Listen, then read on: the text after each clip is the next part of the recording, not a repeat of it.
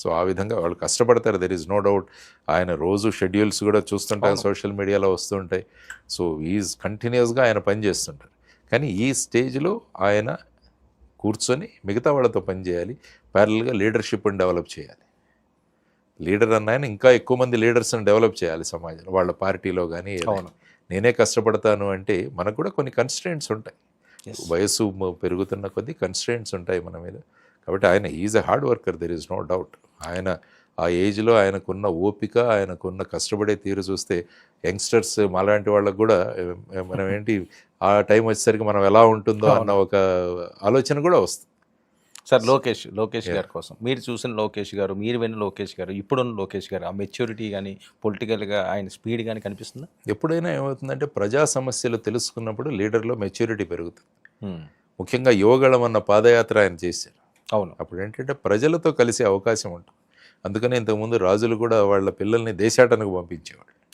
వెళ్ళి మారువేషాల్లో దేశమంతా తిరిగి ప్రజల సమస్యలను తెలుసుకోండి. ఎందుకంటే రేపు మీరు ఇక్కడ అధిష్టానానికి వచ్చినప్పుడు, సింహాసనాన్ని అధిరోధించినప్పుడు మీరు సమస్యలు తెలిసి ఉంటాయి. కాబట్టి మీ నిర్ణయాలు ప్రజా బాహుళ్యానికి, ప్రజల యొక్క సమస్యల పరిష్కారానికి బాగుంటాయని చెప్తారు. కాబట్టి ఎప్పుడైనా ఆయన యోగాళంలో చేయడం, దానివల్ల ఆయన మాట తీరు, మాట్లాడే విధానం, ఇవన్నీ కూడా మార్పు వచ్చాయి. There is no doubt.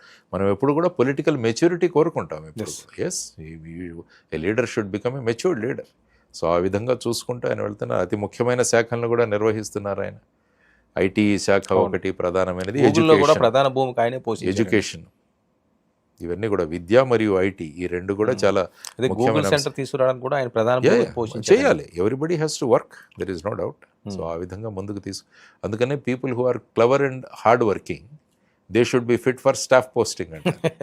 కాబట్టి వాళ్ళు ఇంటెలిజెంట్ ఉండాలి, హార్డ్ వర్కింగ్ ఉండాలి. సో అప్పుడు ఏమవుతుందంటే లీడర్ పని తగ్గుతుంది. కాబట్టి ఇప్పుడు మంత్రులందరూ కూడా they should be intelligent and hard working. They should make the leader to relax. Leader ఎప్పుడు రిలాక్స్డ్గా కూర్చొని వచ్చే 10 సంవత్సరాల్లో రాష్ట్రం ఏం చేయాలని విజన్ డాక్యుమెంట్స్ క్రియేట్ చేసి విజన్ డాక్యుమెంట్స్ని ఇంప్లిమెంట్ చేయించగలగాలి.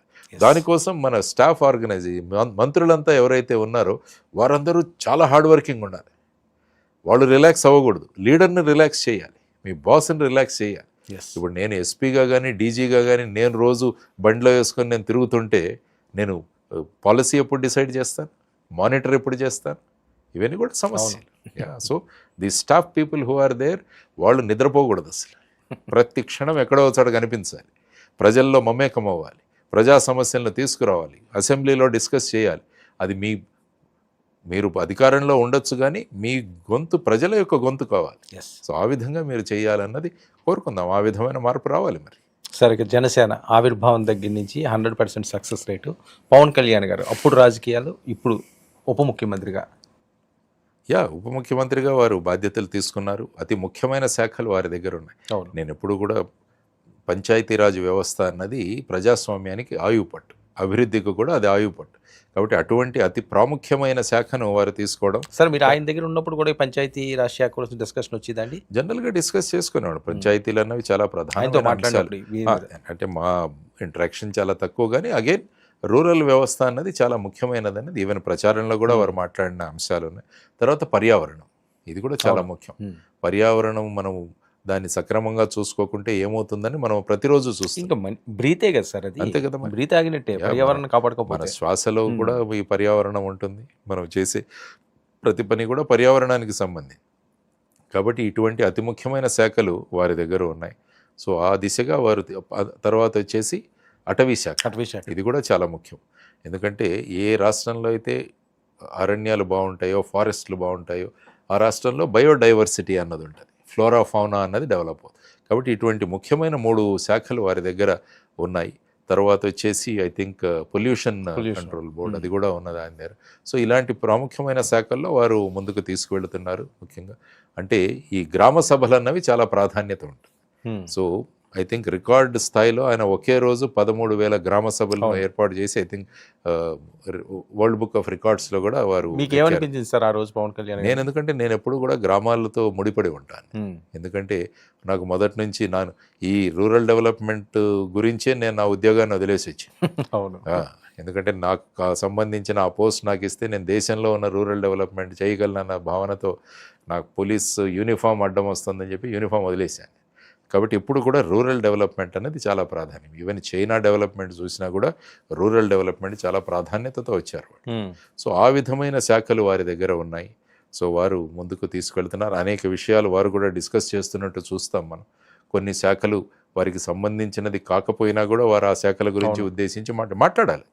ఎవరో ఒకరు మనం ప్రభుత్వంలో ఉన్నామని చెప్పి ఏదైనా తప్పు జరుగుతున్నప్పుడు మాట్లాడకపోవడం అన్నది కూడా కరెక్ట్ కాదు. అది మీ శాఖ కాకపోవచ్చు, బట్ యాజ్ ఏ మీ దగ్గర వచ్చిన డేటాని ఆర్ ఏదైనా కామెంట్స్ని మీరు పెట్టగలగాలి అందులో. అప్పుడే కదా ప్రజాస్వామ్యం నిలిచేది.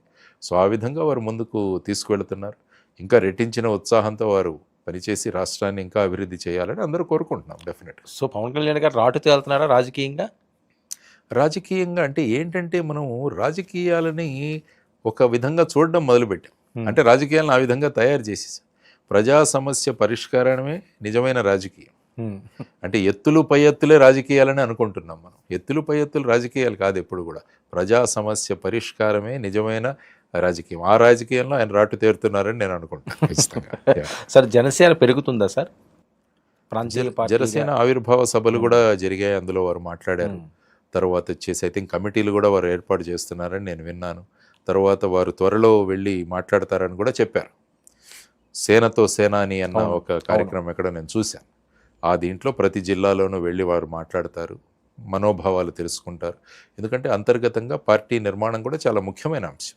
ఆ దిశగా కూడా వారు కాన్సన్ట్రేట్ చేస్తున్నారని కూడా చదివాను. ఆ విధంగా కూడా ముందుకు వెళ్ళాలి.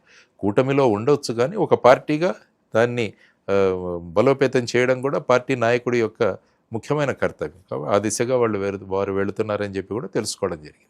లక్ష్మీనారాయణ గారు, మీకు ప్లాట్ఫామ్ కావాల్సిన అవసరం ఉందని చాలామంది మాట్లాడేది.